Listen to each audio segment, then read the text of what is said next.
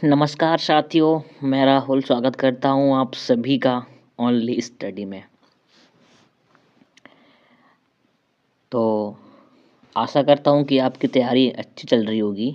जैसे कि अभी प्रीलिम्स में 5 महीने बचे हैं, तो जो भी यूपीएससी की तैयारी कर रहे हैं वो एकदम सीरियसली तैयारी कर रहे होंगे।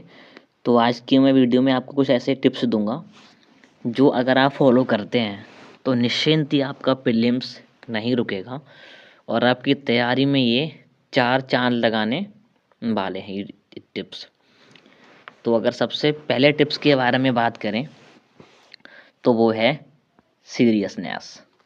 यार देखो, अगर हमें कुछ लाइफ में बड़ा करना है, हमें कुछ अचीव करना है और हम उस चीज़ के लिए सीरियस ना हों तो ये तो अच्छी बात नहीं है ना। तो जो सीरियसनेस है वो बहुत ज़रूरी है किसी भी चीज़ को पाने के लिए। अगर आपके मन में 10 तरीके के ख्याल चल रहे हैं, अरे यूपीएससी नहीं हुआ तो मैं पीसीएस कर लूँगा, पीसीएस नहीं हुआ तो मैं आरओ एआरओ कर लूँगा, या मेरा बैकग्राउंड इतना अच्छा है मैं कुछ ना कुछ तो कर ही लूँगा, तो ये चीज़ नहीं होनी चाहिए।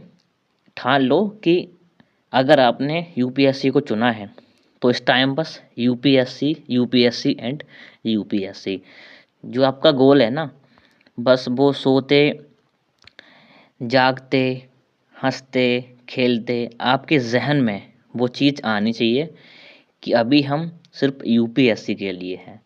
तो ये हुई सीरियसनेस।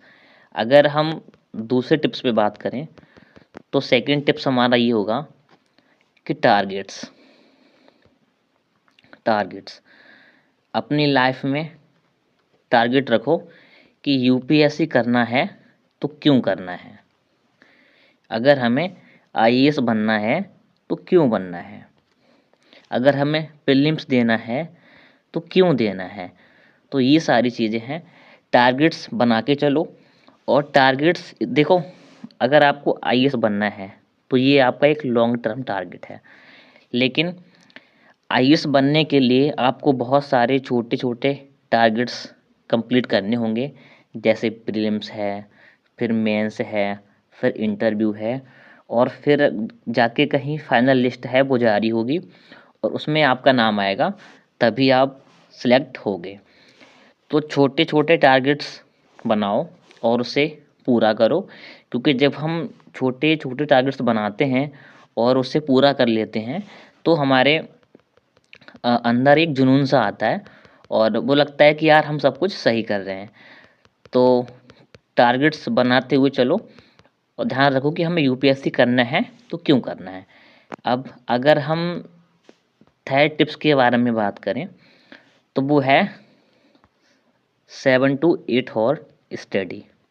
देखो, कभी कभी क्या होता है कि कभी हम 6 घंटे पढ़ लिए, कभी हम 12 घंटे पढ़ लिए, लेकिन अगले दिन क्या हुआ कि कोई काम लग गया और हम पढ़ ही नहीं पाए।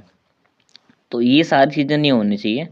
हाँ, अगर कोई हेल्थ इशू है या कोई बहुत ज़रूरी काम है, पढ़ाई नहीं हो पा रही है, तो मैटर करता है।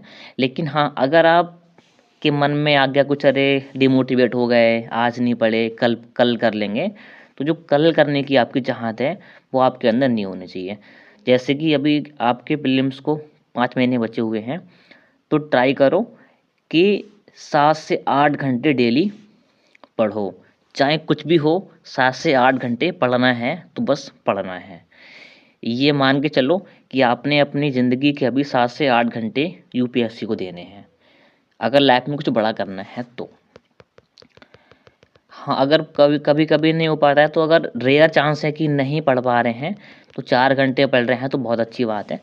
लेकिन हाँ, पढ़ना डेली है, हो सके तो 7 से 8 घंटे पर डे पढ़ना है। अब चलते हैं लास्ट टिप्स की ओर, जो कि बहुत ही महत्वपूर्ण होने वाला है।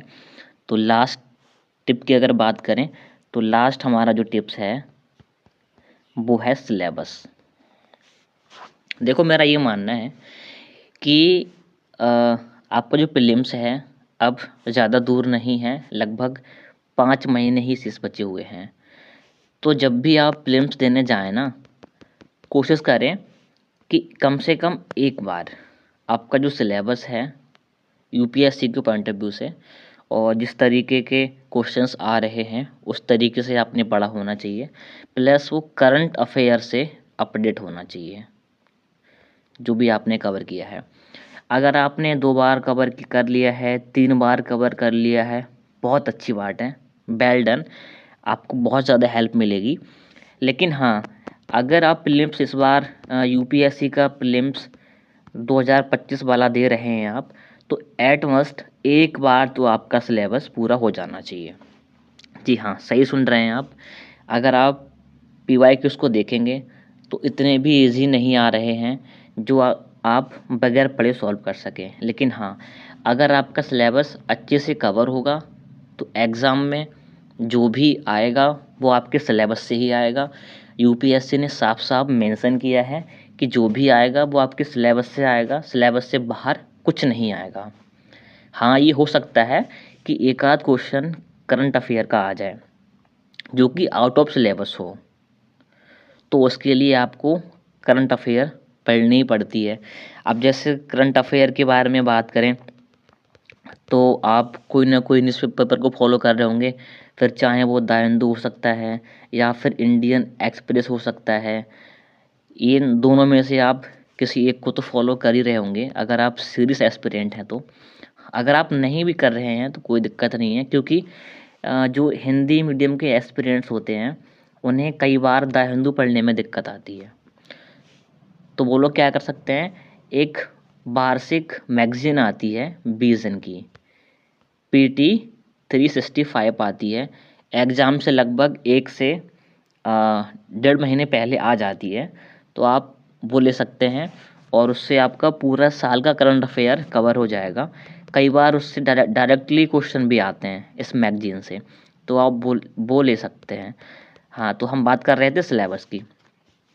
तो यार देखो, ऐसा ना करें, क्योंकि अगर आप सिलेबस को अच्छे से कवर करके नहीं जाएंगे तो हो सकता है कि आपको कुछ क्वेश्चंस ऐसे हों जो ऐसे लगें कि अरे ये तो मैंने पढ़ा ही नहीं, ये तो कहाँ से आ गया। तो ऐसा हो सकता है। लेकिन अगर आप की निगाहों से इस पूरा सिलेबस एक बार गुजर जाएगा तो जब आप एग्ज़ाम देने जाओगे ना, जब पेपर को देखोगे तो आपको ऐसा लगेगा कि हाँ, इसमें कुछ ऐसा नहीं है जो मैंने मतलब पढ़ा नहीं, एकदम रॉकेट सा कुछ नहीं आएगा कि अरे ये कहाँ से पूछ लिया यूपीएससी ने। हाँ, वहीं अगर आप सिलेबस कवर करके नहीं जाओगे तो कुछ क्वेश्चंस, मेजॉरिटी ऑफ क्वेश्चंस ऐसे हो सकते हैं जो आपको लगें कि ये कहाँ से आ गए, क्योंकि UPSC is the world second and India's first toughest exam. ऐसे ही नहीं है, अपने क्वेश्चन के लिए जाना जाता है, जिस तरीके के क्वेश्चन पूछता है यूपीएससी। तो कोशिश करें कि कम से कम एक बार सिलेबस को ज़रूर पढ़ के जाएं। तो ये थे टिप्स।